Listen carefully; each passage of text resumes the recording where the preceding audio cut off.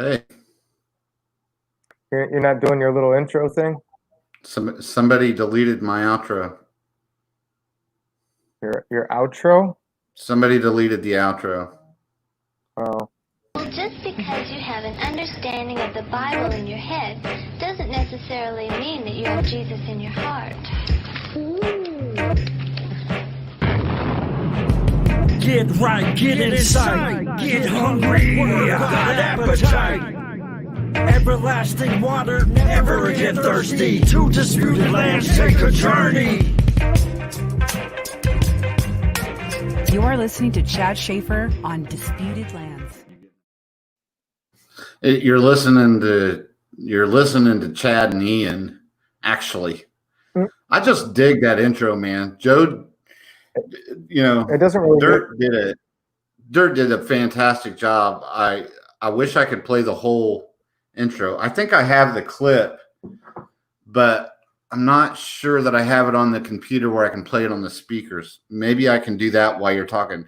You said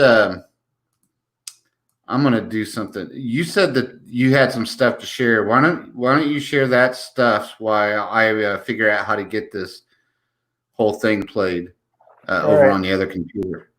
You and the audience are gonna have to bear with me, man. Like I said, I'm tired. I've been driving a lot, and I worked today, and I'm just tired. Yeah. Well, okay. Well, you know that I went to the Carolinas to visit family because my wife's dad was on his deathbed. You're aware of that, right? I told you about that. Yep. Okay. Well, yeah. I mean, we had seen this coming. You know, it was someone actually expected something like 7 years ago, but it wasn't until early this year that we started seeing it progress so strongly. And that's why we went out to visit a few months ago, 2 months ago, 2.5 months ago, something like that. I don't even remember. And you know, you could tell that he wasn't doing so well, but he could still hold a conversation and he could still walk a little bit, and he needed help here and there, but it wasn't desperate yet. And then I want to say last Tuesday, but I think it was 2 Tuesdays ago, actually. You know, my wife called me at work, and she's like, you know, they're saying that he's got less than a week, and things are getting really bad, and I'd like to go see him if we can. And I asked the boss lady, and she didn't fight me on it. She didn't ask any questions. There wasn't even any attitude or anything like that. Just go and do what you got to do, and be back when you can. And we took off that day, man. It was like, you know, I got out of work an hour early, I think, or something like that. And like 2 hours later, we were on the road.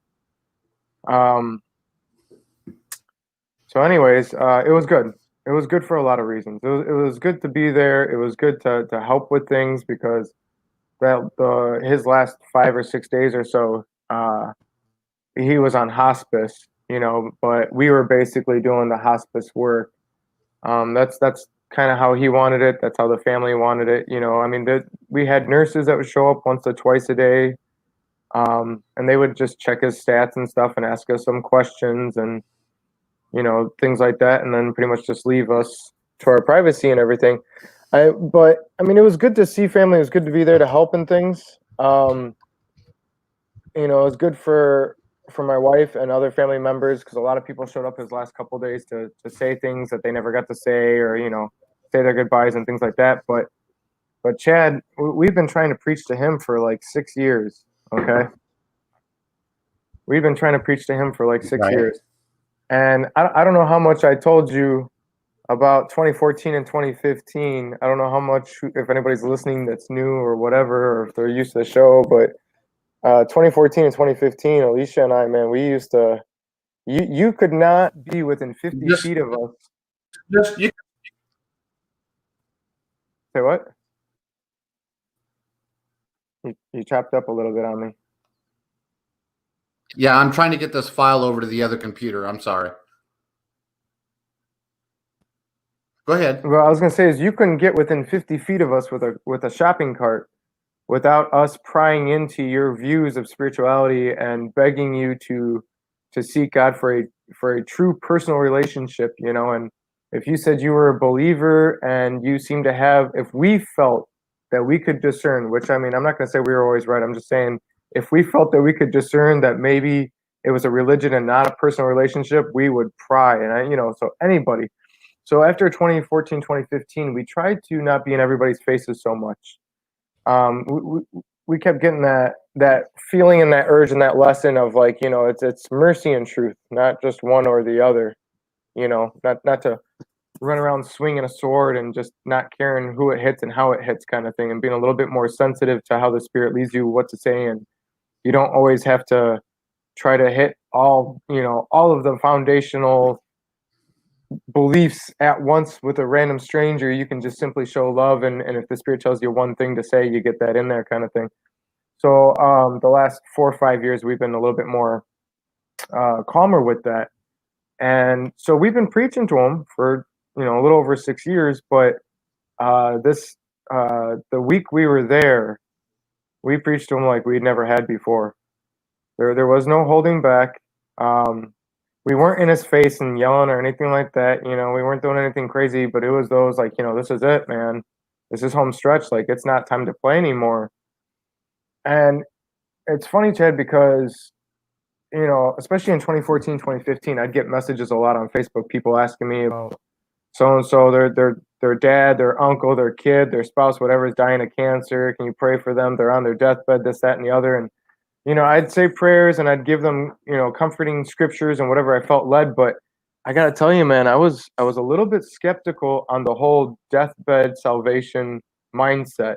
It's not that I didn't believe that it doesn't happen. I just thought that it was extremely rare, and that if you get to that point, it's not that it's too late, but it's one of those like you had your whole life.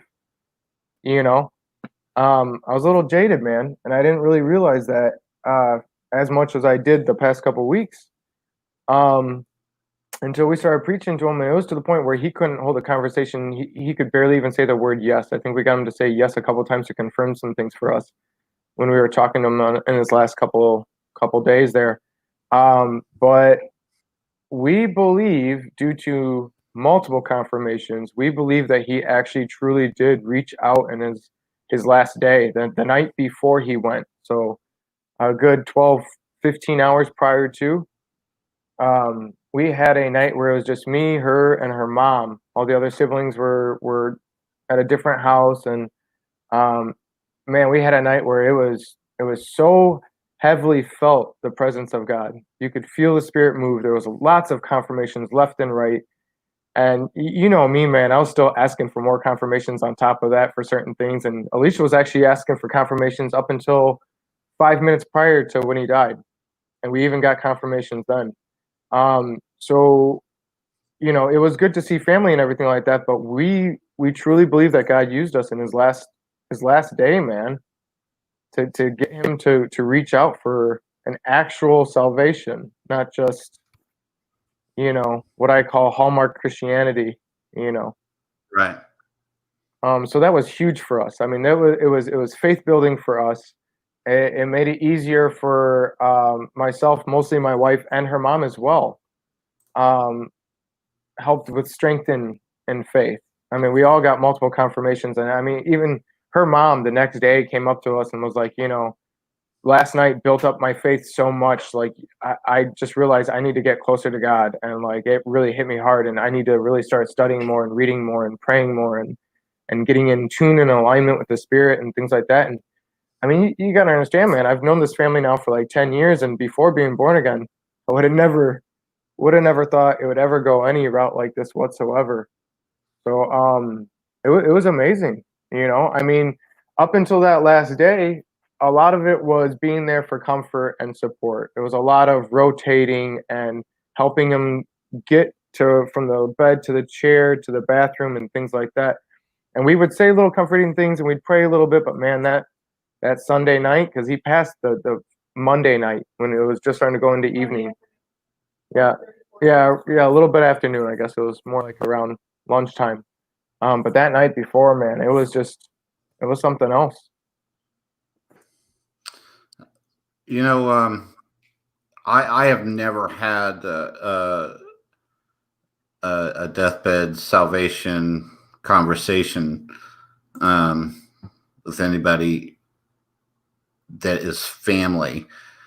I can tell you that I do have testimony. When I mixed chemo, because of where it was, I didn't always see a lot of people that I knew, because the hospital I worked at, it was in Indianapolis.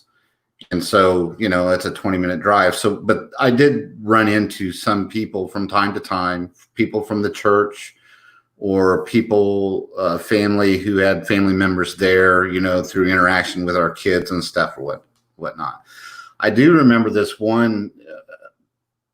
other one particular incident that kind of reminds me of this. It's not a salvational issue, because he was a believer, but I'll tell you that I was coaching my son's baseball team, and her son played on the same team and whatnot. So I came to know them that way, and they had come to our church a few times.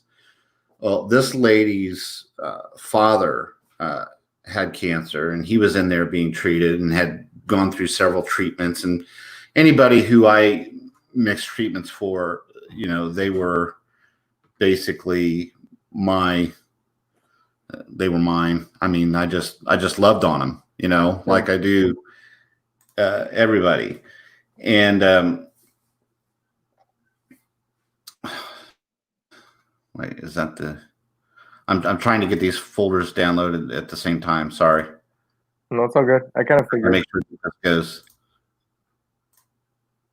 so I can get it. Sorry. I'll get back to my story in just a second.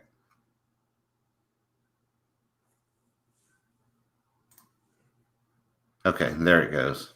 Okay, so, but she really struggled. I had prayed with her and her father on several occasions. I had several occasions where I had conversations sitting there with him by himself.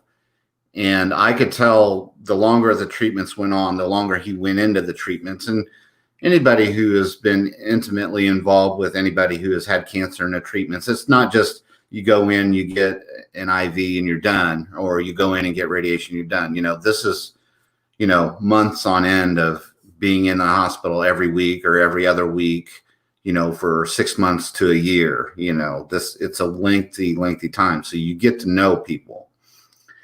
And I could see that he was declining. But the father just told me, as he was going on, that he was ready to go.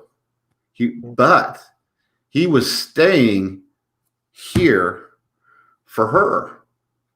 He was staying here for her.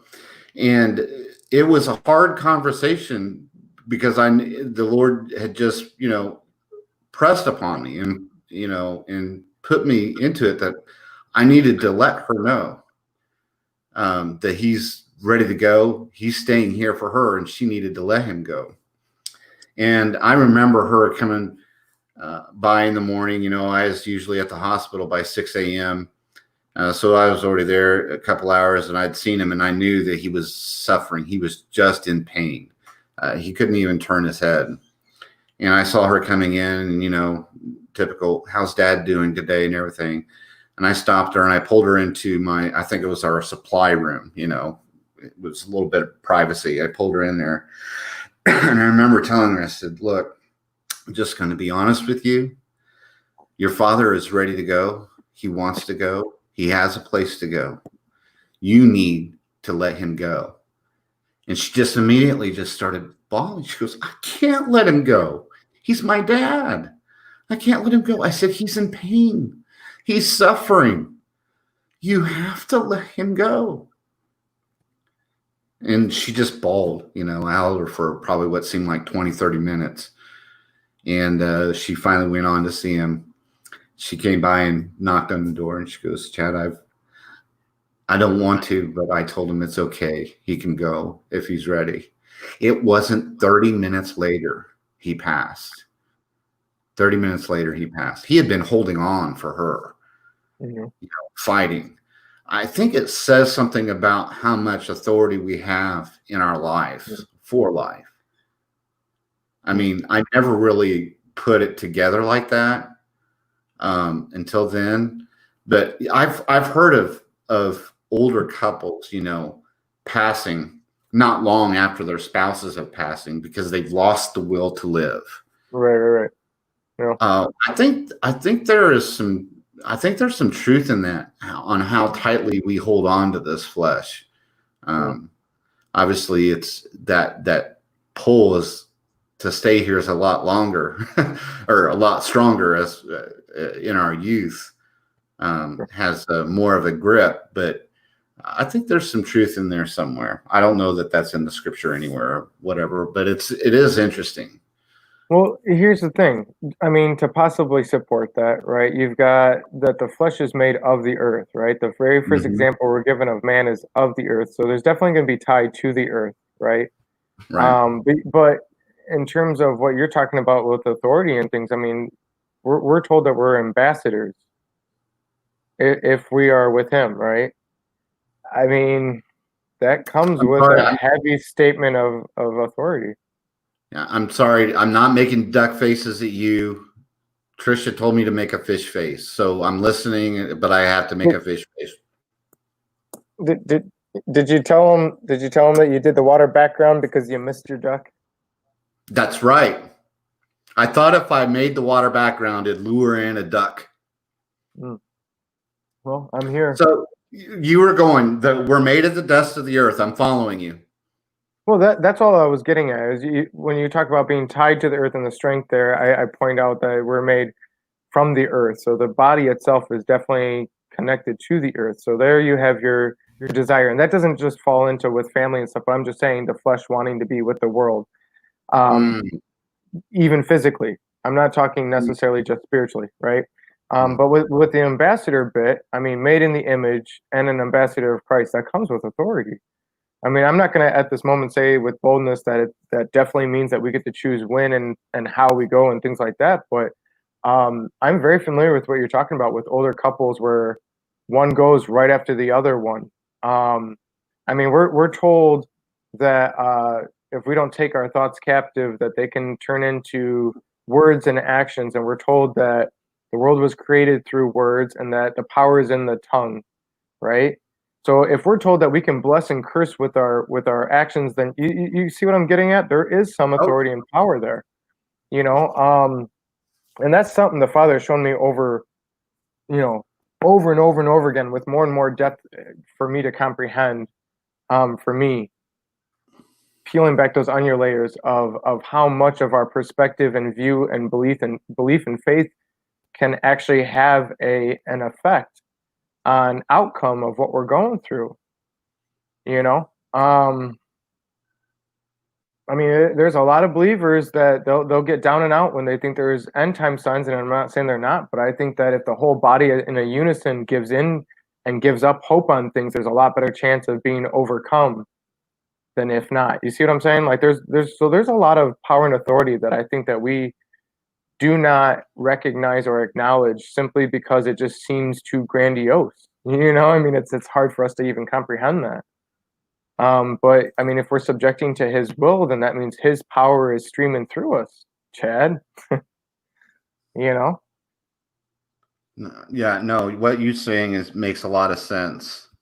Um, okay, I think oh, I got the whole thing. You guys aren't going to be able to see it, but I think if I turn it up and mute myself, you'll be able to hear it. So it's the full intro and outro. Well, it's the full outro, which is the whole lengthy thing that Dirk did for me. So I want to play it real quick just for people to listen to because I hate that he doesn't get to hear the full thing. I'm going to mute and play it. I think you guys will be able to hear it.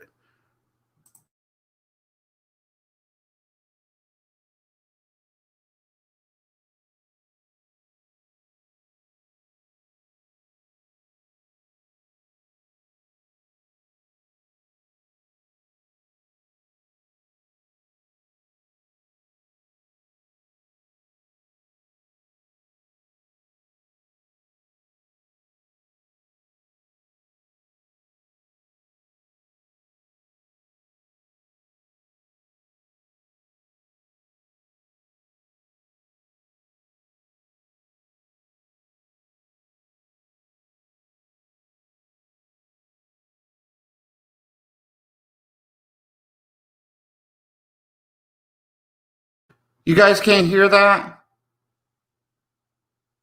You guys can't hear that? That makes no sense. It's right in the micro. Oh, I know why. I'm muted. So let's try that again. I'll just have to be shut up. Hold on. Ready? Get right, get inside, get hungry, word of God appetite. Everlasting water, never again thirsty. To disputed lands, take a journey.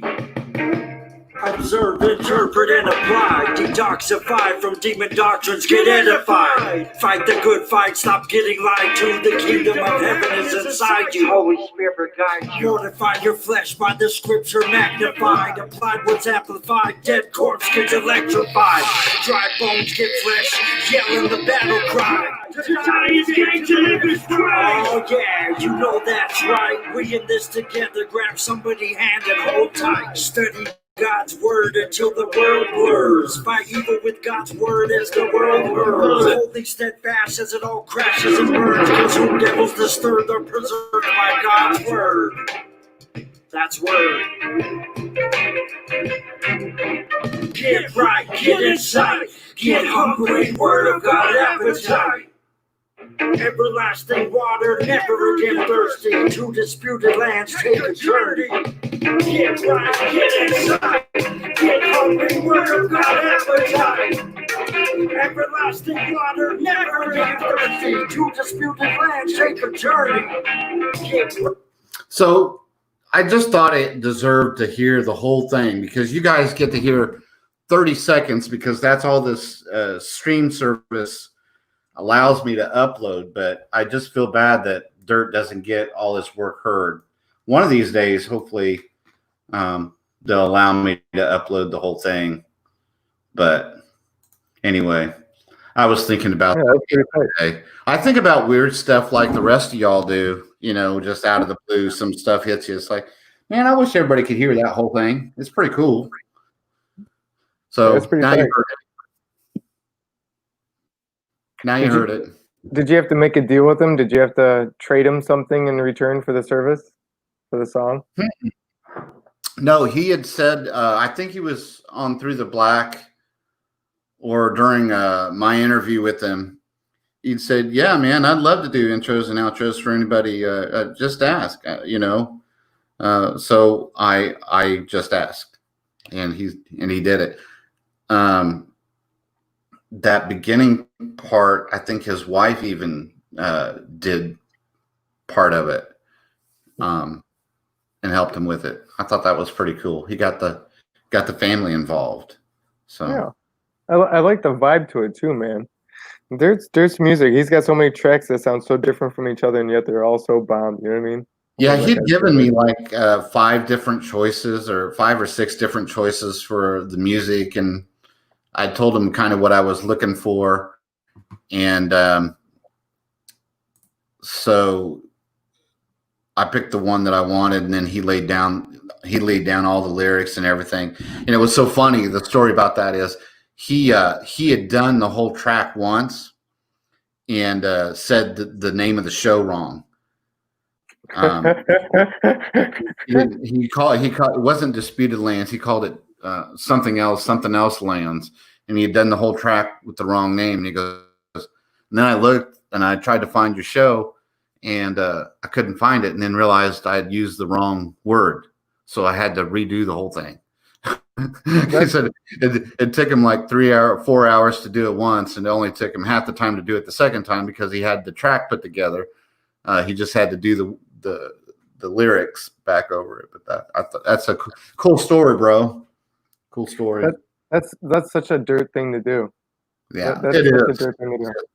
I almost texted him to see if he wanted to come on tonight too, but I think he's working evenings now, and so I think he works evenings through the week, or nights, and so he was. I knew he just wasn't going to be available, which is why we haven't probably seen him on Through the Black either, because he's working at night in the evenings. So just pray for that, brother.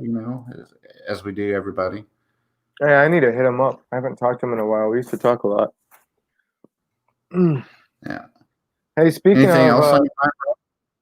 well, I mean, there's some details about that story that I'm going to leave out, but I mean, there was some pretty interesting stuff. Like, there was some spiritual warfare, and it's funny because, like, when I was praying on things that couple nights before her dad passed, and then the morning of and stuff, and I realized some things, and I think I received some things that I had never considered before. Um, and some of that is that the spiritual warfare was not just against us and everything, but like you're promised trials and tribulations when you seek the Father. And so I think he was, getting poked at a little bit because that was a little bit part of the situation there. I don't know how to really explain that if that makes any sense to you, but anyways, there was Think a lot, but anyway, go ahead. Maybe uh, you had some stuff that you had to work out for him to get through well, there or was something. definitely Maybe. things for him personally, sure, yeah. And then there was some spiritual warfare that we had no expectation of whatsoever that last day. There was some new age practices that was going on by other individuals that were there that we were not aware that they were involved in. Mm, Um, and I don't think that those individuals would consider it new age. I think that I, I'm 99% sure they had good intentions. They meant well. They thought they were helping. I don't think that they have any clue of what they're playing with, let alone the entities that are attached to it and what they're opening for doors and stuff. And it was really interesting because it was, they told us, they brought it up to us what they were doing, and we were like, you've heard us over the past 6 years. Why would you bring this to our attention? We didn't say that, but we're just thinking that, like, wow, you just came up and just told us what you just did, and now we have to go, rebuke things and pray over things. And it was very interesting because there was some confirmations in that as well. But I can tell you about that privately, or if there's some listeners that I ever run into, some of you guys are family and things like that, and you guys know you can ask me things. But it was just a really interesting thing because there's a lot of spirituality going on. There was salvation, there was faith building and faith strengthening, and there was also some spiritual warfare in ways that we were not expecting whatsoever, which was kind of silly for me to not expect something. Maybe not this specifically what was going on, but to think that there wasn't going to be any of that. I've had occasions like that where I think I've been caught off guard by spiritual things going on unexpectedly. I think it's just now I can tell you that since being truly filled, those instances are. I can't remember of having an instance like that where I was spiritually off guard. I've had occasions where I've been taught lessons unaware that I was needing a lesson. You don't know what you don't know, as the saying goes, right? Right. But being caught off guard, it doesn't seem, I can't remember an instance. It seems like the Holy Spirit is always ready to let me know something's up in a situation well ahead of time anymore. Which is, I guess, when you walk in it for a while, it's not taking it for granted is not the word I want, but I guess you get accustomed. I think that's maybe the more appropriate term. You get accustomed or used to. It's like being able to hear or having a hand. You know what I'm saying? You don't think, oh man, that's awesome every day. It's expected to be there and work. Right. Yeah, no, I was not expecting new age practice. That came out of left field for me. I knew there was going to be things with individuals who were there. I knew that outside of my wife and I and her mom, scriptures are scoffed at by pretty much everybody that was there. Maybe not everybody, but most everybody that was going to be there visiting and things like that. So, right. I expected things with that, but I was not expecting new agey stuff. Was not expecting witchcraft and sorcery to be going on. But it's so funny that the Father just had them bring it right to our attention, which like it's just like one of those, you did what now? Yeah, it was interesting. But we were, because it was brought to our attention, we went to the Father and what to do about it, and we did exactly what we felt led to do. And 3 minutes later he passed. And there was confirmations with things, and it was just like there was certain things that needed to be dealt with, and they were dealt with right away, and it was nice. Other than that, awesome news. I mean, it was a hard week and everything like that, but it was overall very good. Um, After that, when we were looking to leave, because we waited until the rest of the family left, and we wanted to be there to help with her mom and stuff, and make sure she's good to go before leaving her on her own, in the house, you know. And she said she was ready, so we left. We did some prayers and things like that, and um, I hit up Samson because when I went and saw you last time, that's when we went to visit our Right. parents last time. Last time I went and saw you, you posted the picture, and then like 2 hours later, Samson said you were within my neighborhood and you didn't come by and say hi. Yeah, you got in trouble for that. Yeah. Yeah, he was. Well, he was a little hurt, just a little bit. You know, it was one of those like you didn't even bother to ask me or anything like that. Chad, I didn't even know he lived in Indiana. I didn't. I thought he was in Ohio like everybody else. I mean, you got the Baileys and Chadrick and Dunn and He's 45 minutes away from me, and I still haven't got to see him. But that's just because I got a wacky schedule. I Yeah. mean, when I'm working, he's not. When he's not working, I am. So yeah. Well, the fact that you find time for videos is just beyond me. So you know, I think you get more slack than I do on things. But it's harder.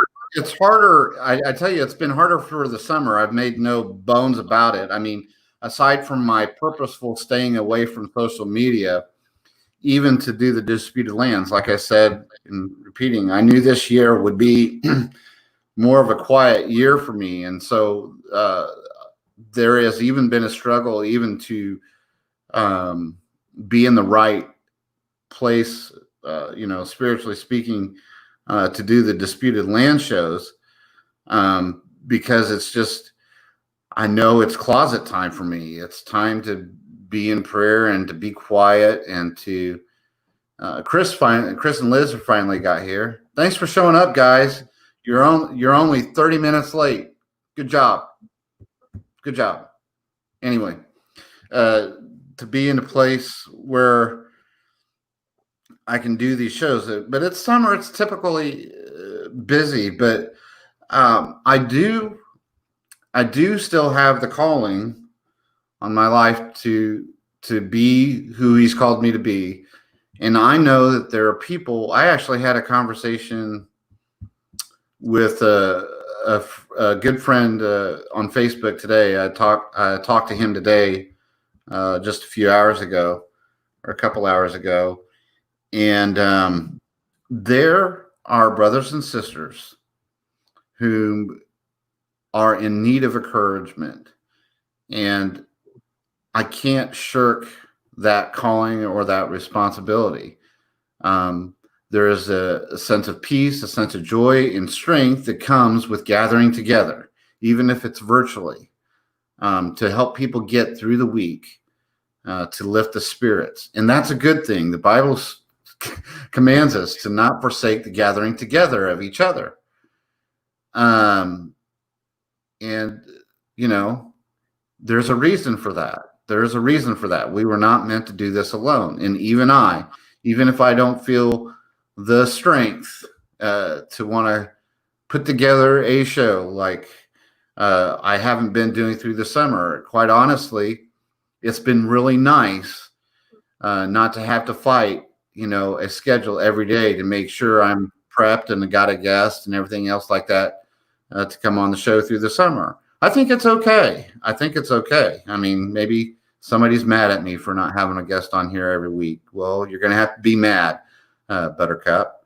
I don't know, Chad. You had something like 50 guests in a row doing that fundraiser. I mean, that was he did like 3 years of interviews in a matter of effort, and that took months of preparation for sure. But that's still a worthy cause to do. So, and I know, during the fall and the winter, we'll probably get back to it. We'll probably, Lord willing, and if things haven't gotten any crazier, we'll get back to having guests on and talking about different books and things and whatnot. But honestly, it's just really nice to be able to come into a show and do it, through the Black style, where we can just sit and chat, talk with our faith in the chat room and stuff like that. I'm just saying, because you said there might be those who are upset for not having guests every week, and I'm like, well, you supplied like 3 years worth, So if they've been watching recent stuff and they're all caught up on the normal interviews, they can go through the Josh Peck videos. Yeah. And you've got interviews for days there. Yeah, go visit Josh Peck. You can still watch him on this channel as well. Some good stuff. There's some good brothers I met doing those that I'm going to have back on the show again, I'm sure. There's one that was recording that didn't get it didn't record right, and I've been struggling to get a hold of Mark Flynn. So you can pray. I just need to get a hold of that brother. He hasn't returned calls or text, and I hope everything is okay. I can only pray it is, and I'm asking you guys to pray it is as well. It's just been really hard to get a hold of him, so pray about that. But there are other guests, like I'm sure I get LA back on here. I'd like to get McGuire back on here again, and Troy Anderson, and some of those other folks. It'd be cool to get on here again. Josh and Christina are always fun to have on, as well as the some other folks that I haven't interviewed that I've talked about, like Henry Hahn through the One in Messiah out in California, the Krieger bunch, the Doug Hamp bunch will be fun to have on again. Krieger's always a hoot. He's always got something to say. With lots of energy and passion. Yeah, Sim Coder. David Flynn's brother, Mark, and I became good friends. And I did an interview with him for the Josh Peck Marathon, but it didn't record properly. We had about an hour or so interview, and it only recorded like 15 minutes of the interview. So I'd scheduled for him to re-record it. And he had some personal things go on that canceled that, and then since that time I haven't been able to reach him. So I don't know if he's if things have happened or something's gone on. I don't know. And so pray I can get a hold of him or family or something, find out, make sure he's okay. So hey, I'm gonna take a duck break. I'll be right back in like 2 seconds. That's okay, Duck. I think we can probably end it right here. I mean, we never promised the show today. Okay. We did a whole hour. So. If you want to end it here, then I got just a couple of things. Okay, Sam, real quick. Number one, if Chris is still in the chat room, if he's still listening, he never called me like he said he was going to. Number two, Karen mentioned making sure we keep in touch with Alicia's mom. We talk to her daily. We'll definitely be, checking up and staying there. Prayers are always invited and encouraged. Number three, one of the main reasons I wanted to share about last week was to encourage anyone who listens to the video, because we all have family members that may or may not consider themselves believers, that we're not so convinced that they're good to go. Because Alicia's dad would have considered himself a believer, but he also was like praying to dead relatives, last I checked, for up until maybe last week. So, I mean, there's some things there. So if you're not sure for somebody, that doesn't mean wait until their deathbed. I'm just saying we did not expect that true salvation would happen with him. Not that it wouldn't be offered to him, but that he wouldn't accept it. So, and last day, and that's not how you want it to go, is last day. But I'm just saying, our hope has been renewed. Our strength and faith has been renewed to realize when you feel like there's no hope, you keep going anyways. That doesn't mean you get frustrated and stressed and burnt out. The seed hasn't been planted. You just keep doing as the Father's led you to do. Have faith that he will use you, understanding that he's got purpose for each person. And even if you don't see the plant grow, you just might be one of many to be planting seeds. You do it anyways. It's not always our job to be testing the soil. Sometimes the soil has to be broken up, but that seed could still be in there anyhow. So I wanted to encourage the listener. That was a big portion. I mean, it's cool to do the praise report and say how good is God, and to say, man, we got to experience this and we got a spiritual thing, and three of us walked away feeling like we received, but I really wanted to encourage the listener. And then number four is the week after. What I was getting at was, because Samson had mentioned me not seeing him last time, I hit him up as we were leaving our parents' house saying, hey, we're going to be driving through. Do you want me to stop by? Do you have time? Would you like to hang out for an hour or so? And he said, well, yeah, you can do that. I'm working, but I get off later on tonight. And then he goes, well, it's too bad you're not going to be here Saturday because we're doing a 242 gathering. Have you seen their little 242 ministries thing that they're doing, Chadwick and him? Yeah, I was invited to it, but I'm going to be out of town this week. Well, it was last weekend, but they're looking at doing more gatherings. So you should try to talk to them and see down the road when you'd be able to. Chad, they had 3 people come that knew them because they were listening to the show, not just local people. We had one guy come out of state. You know, I mean, he comes up to me and he goes, hey, Ducky, I even know you, with little quotation marks on knowing you. He said, I've seen you in a couple of videos or whatever. But, I mean, this guy came from out of state, you know, to see these guys and to fellowship and break bread and ask for prayers. And there was some people, man, that showed up to that gathering with intent of revealing concerns on their heart and to ask for prayer. And I mean, we broke bread and hung out for most of the day, but by the end of the day, I mean, a good portion of it was laying on hands and praying and things. And you know, they call it the 242 mission because they're basing it off of Acts 2:42. And the whole point is, for anybody listening who doesn't know, Chadwick and Samson are trying to encourage people to start home churches, to get out into their neighborhood. Samson and his wife were telling me what they did. They made flyers, little basic flyers, and they went door to door to door, you know, for blocks, saying, hey, if you ever have questions, if you ever want to come over and just break bread with us, and if you don't mind us praying with you at the end of it, or talking to you about some Bible scriptures, you are more than welcome to come over. You know, this weekend we're having a little barbecue thing, and some people showed up.